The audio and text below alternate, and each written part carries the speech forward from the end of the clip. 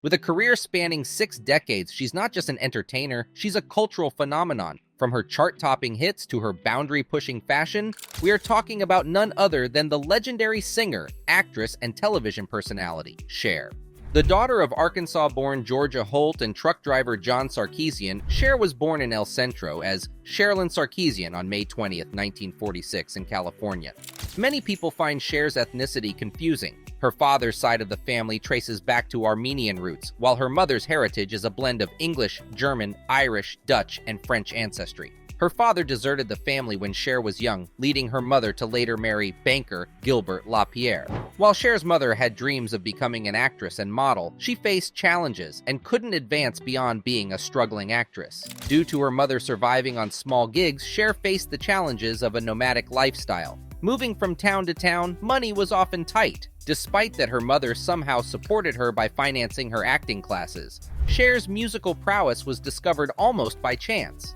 While struggling to make ends meet, she met Salvatore Bono, better known as Sonny, whom she also married in 1964. While Sonny worked tirelessly behind the scenes, crafting, arranging, and producing her songs, Cher took the spotlight as a solo singer. Despite their efforts, the records failed to gain traction. Recognizing the need for a shift, Sonny proposed they join forces as a duo. Unfortunately, that didn't work. In 1964, they released 2 tracks under the pseudonyms Caesar and Cleo, The Letter and Baby Don't Go, and met with little to no success. However, a pivotal moment came with a change in their stage names. In 1965, they emerged onto the music scene officially as Sonny and Cher, and their fortunes instantly turned. Their hit song I Got You Babe catapulted them to stardom in the mid-1960s, and they became a beloved fixture in the music scene. What began as a casual business partnership situation took an unexpected turn when love intervened. Separated from his first wife,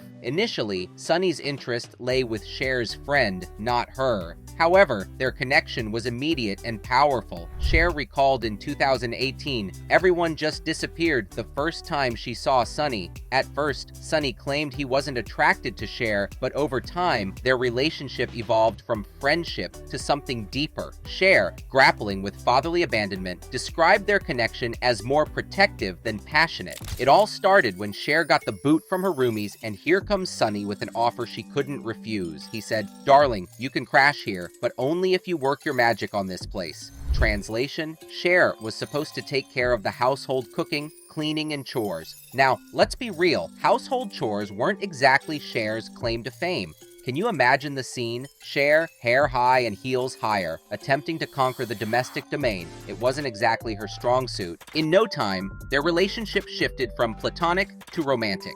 Cher, who'd been abandoned by her father, said, "It wasn't a fiery, sexy thing with us, but rather paternal, like we were bound together. 2 people who needed each other, almost for protection." In a 1977 interview, Sonny stated that Cher really wanted to be protected. Cher's mother also felt her daughter's daddy issues played a role in the relationship. "I think the father's image had a great deal to do with Cher's feelings, but I didn't think it would have helped it. I would have told that to Cher. When a girl is as much in love with a man as she was, not much can be done about it," she said in an interview. Cher and Sonny were not only thriving in love, but also in their career. Their success in singing paved the way for the Sonny and Cher Comedy Hour in 1971.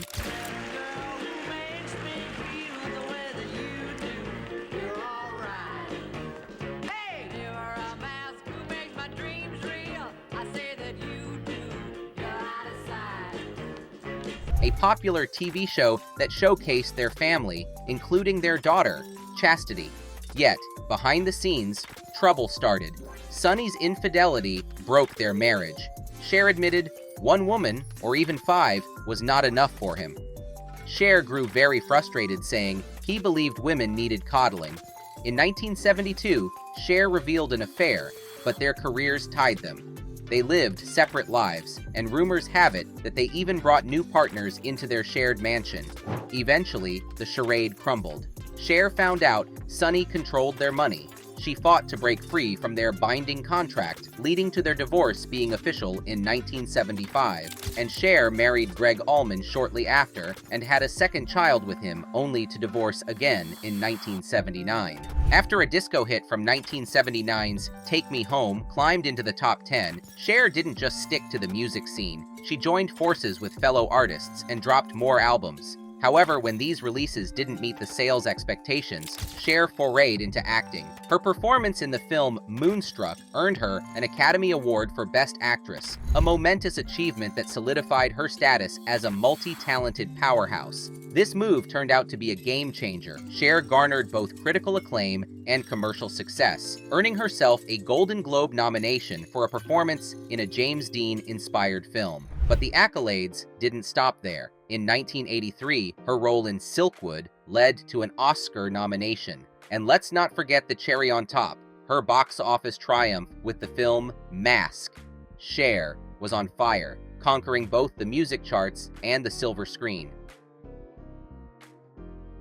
Just as Cher was basking in the glow of her soaring career, fate dealt her an unexpected blow, briefly sidelining her from both the silver screen and the music scene. It was during the filming of the 1987 hit, The Witches of Eastwick, that Cher unknowingly contracted the Epstein-Barr virus, a silent intruder that would later reveal its full impact.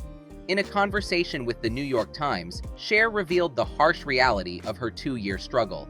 "I couldn't work. It was terrible," she stated. The second year brought a bout of pneumonia, exacerbating an already difficult situation. Despite a flood of movie offers, Cher had to regretfully decline them all. Cher confessed, "I was really upset about it." And when she eventually made her triumphant return, it was with a steely resolve to reclaim her spot, starting from square one. On the other hand, during the same time, Cher's ex-husband Sonny made a successful leap into politics, leading him to secure a seat in Congress in 1994. Tragically, his political journey was cut short in 1998, when he met with a skiing accident while vacationing in Aspen, Colorado. The death of Sonny Bono has shocked those in Hollywood and on Capitol Hill. The GOP representative, who became famous as half of the Sonny and Cher duo, was killed in a skiing accident on Monday. When the news reached Cher, she swiftly flew from London to Los Angeles to bid farewell to her ex-husband. In a heartfelt eulogy, she lauded Bono's intellect and vision. She credited him to craft the beloved duo that was Sonny and Cher. Cher's extremely busy career, however, left little room for conventional motherhood. In a candid 2014 interview with Entertainment Tonight, her youngest son, Elijah Blue Allman, shared his tumultuous upbringing. The early boarding school years left him feeling isolated. When you go to boarding school at 7 years old, it's kind of hard to feel like you're not being shunned, Allman said. He explains, "I'm at an age where I'm making peace with it because you just have to, but it doesn't mean it's right. It's still wrong to do that." Despite their differences, Allman held admiration for his mother's talent and iconic status. Cher and Sonny Bono had a son named Chaz Salvatore Bono. When Chaz was born, he was named Chastity Son Bono. In 2008, Chaz began a 2-year process to transition from female to male. Back in 1990, when Chaz was still identifying as a woman, a magazine publicly revealed that he was a lesbian. It took some time for Cher, who is known for supporting the LGBTQ community, to fully understand and accept Chaz's sexuality. Eventually, she became a strong advocate for LGBTQ rights. In a 2018 interview, she expressed the fear of losing the child she knew and wondering about the person he would become. Cher explains, "There's such a fear of losing the child you love, and what will replace that child? I felt, who will this new person be? Because I know who the person is now, but who will the new person be? And how will it work? And will I have lost somebody? It doesn't make any difference what anyone else feels or what anyone else thinks. Chaz is so happy now, and we get along better than ever," she said. In 2003, Cher took the stage for her unforgettable farewell tour, which NBC aired in a televised special. This glittering performance not only captured hearts, but also snagged an impressive trio of Emmy Awards. The tour de force won in categories like Outstanding Variety, Music, or Comedy Special, and even earned accolades for its exceptional camera work and stunning costumes. Fast forward to 2006, and Cher surprised fans once again by auctioning off a treasure trove of furniture, paintings, and decorative objects from her lavish Malibu mansion. From exquisite furniture and captivating paintings to cherished personal mementos, including jewelry and iconic stage costumes, this auction was a fan's dream come true. The grand total, a staggering $3.5 million. And the best part? A generous portion of these proceeds found their way to the Cher Charitable Foundation, spreading love and support to those in need. But the story doesn't end there. Despite earlier vows of retirement from live performances, in 2008, Cher made a triumphant return to the spotlight. Her show, Cher at the Coliseum, wowed audiences at Caesars Palace in Las Vegas, and over the course of nearly 3 years, Cher delivered an astonishing 192 performances, leaving fans clamoring for more. The final curtain call came in February 2011, sealing this chapter as yet another iconic moment in Cher's legendary career.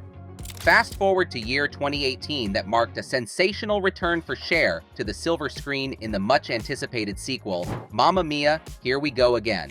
This delightful follow-up to the 2008 Broadway sensation reunited Cher with her longtime co-star, the legendary Meryl Streep. But that's not all. Cher didn't stop at the movies. She dropped a tribute album titled Dancing Queen. And to top it all off, in September, she kicked off the Here We Go Again tour, taking her electrifying presence to stages around the world.